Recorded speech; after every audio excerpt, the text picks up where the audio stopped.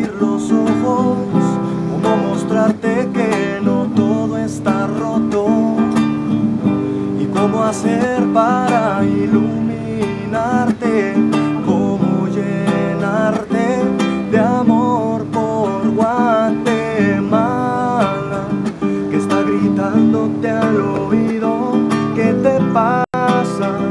Armando a pleito y sin sentidos. Guatemala, probablemente mi mejor amigo o amiga.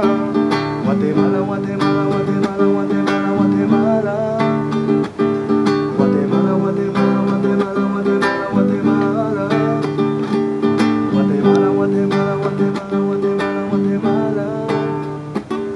Guatemala, Guatemala, Guatemala, Guatemala, Guatemala. Ni con tacuche, ni con 10.000 tatuajes, la pena de muerte no es buena opción para nadie. ¿Y cómo hacer para desintoxicarte? ¿Cómo arrancarte dolores tan gigantes? La vida no tiene sentido si no haces la paz con todos tus vecinos. Guatemala, será mejor que formes